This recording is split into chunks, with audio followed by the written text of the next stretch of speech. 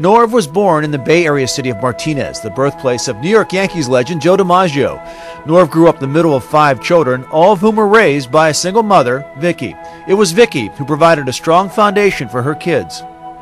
She made sure we knew it was right, and probably shouldn't mention this, but she did have a belt, and she could grab you by the ear pretty good if you were stepping out of line. But she had 5 of us. We were very close, just separated by 6 years, and she raised us by herself, and she made sure, that we didn't get affected by things going around us.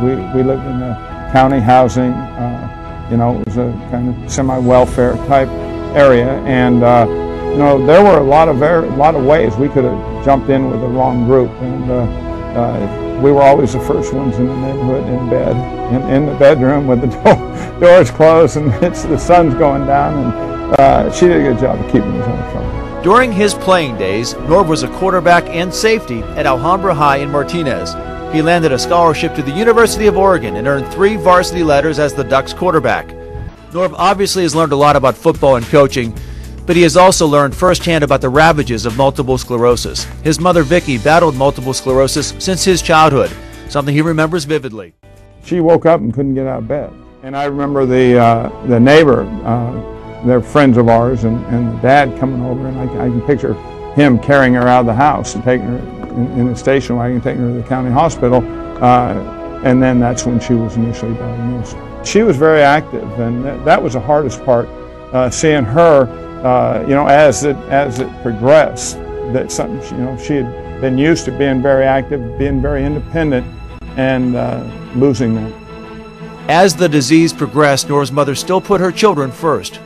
One of the things I remember, and this is talking to her sister, my aunt, many years later, and when she was diagnosed, and then when she found the severity of what the disease was, she told her sister, my aunt, she says, I want to make sure I'm here long enough for these kids to be raised right, and to see them as adults, and that happened, and that was something that was really good.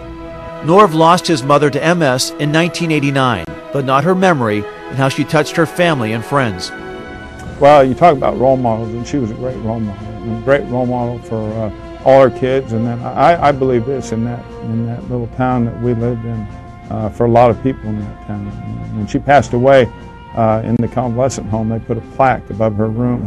Where she lived her last years. They put a plaque and kind of dedicated the room to her, so that was really special.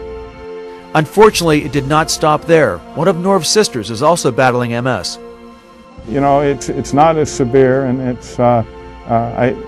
things have come so far in terms of treatment and medication and all that she's done well with it. But it's been hard, and that initial shock of it, you think back to the things my mom went through. But and I talked about, she had a dream or a goal to see her kids raised, but her other dream or goal was to see a cure for this disease, and it didn't happen for her, but it will happen. And